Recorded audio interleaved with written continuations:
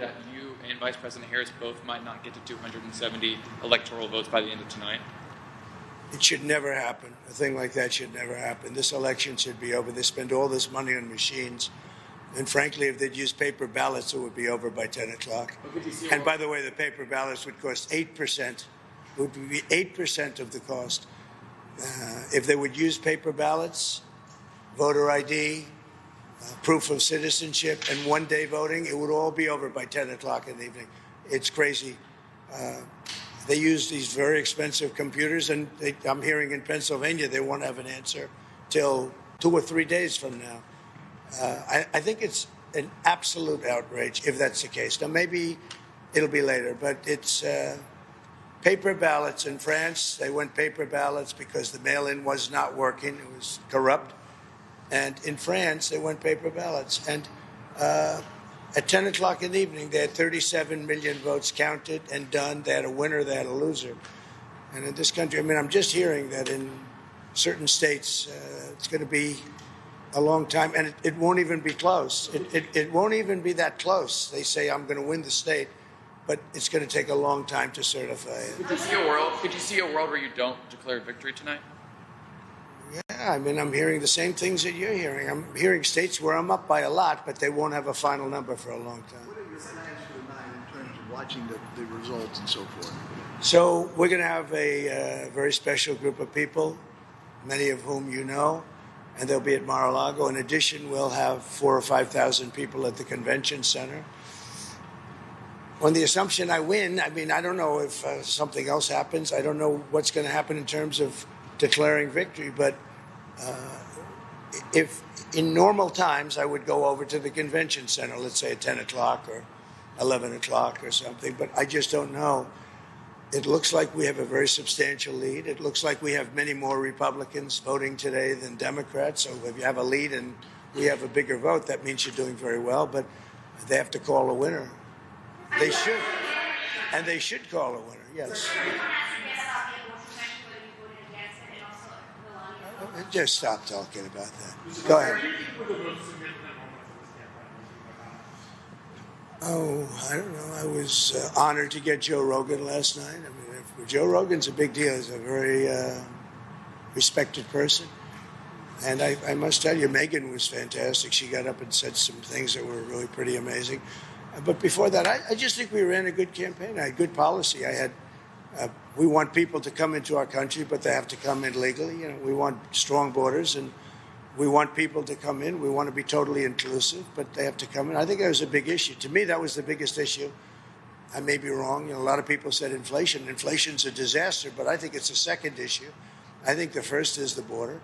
We can't allow criminals to be put back into our country or to be put into our country. So you have 13,000 plus murderers allowed to roam in our country. Not going to be allowed. They have to go. You have drug dealers. You have terrorists. You have a tremendous amount of people that should not be in our country, and we need strong borders in this country. And I think people are voting. And I think it's personally, I think it's the number one issue. We'll see how it pans out, but I think it's the number one issue.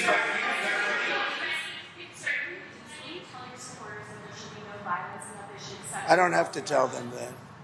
I don't have to tell them that there'll be no violence. Of course there'll be no violence. My supporters are not violent people. I don't have to tell them that. And I certainly don't want any violence, but I certainly don't have to tell. These are great people. These are people that believe in no violence. Unlike your question, you believe in violence. Go ahead.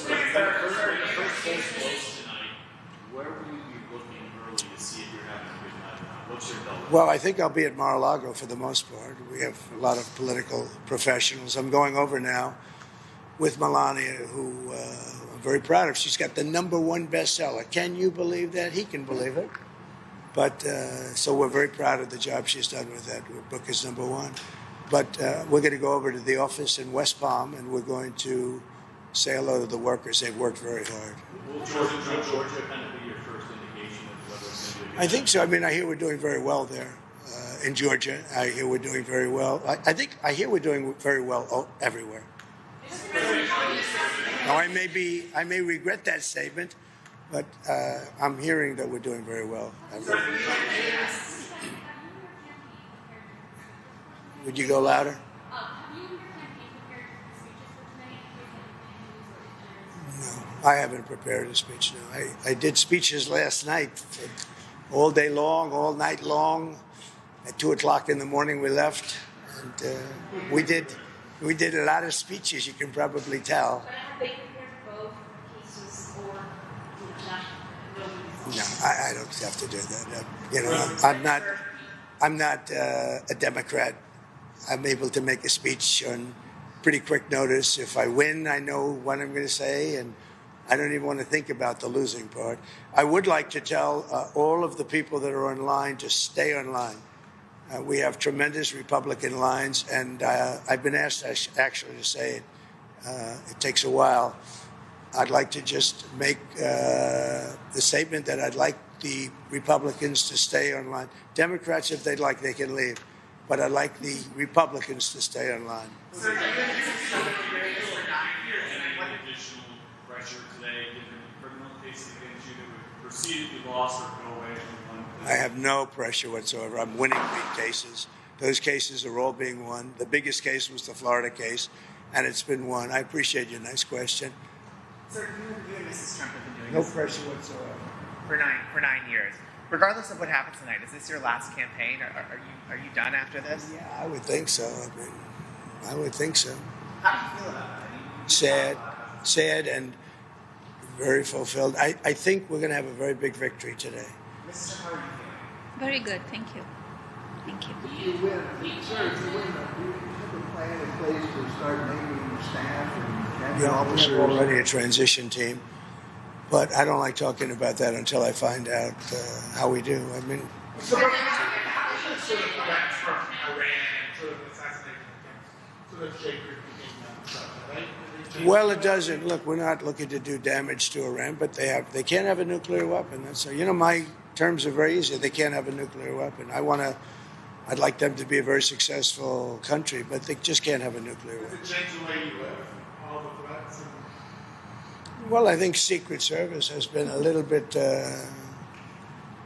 tougher, to put it mildly. I see more machine guns than I've ever seen in my life.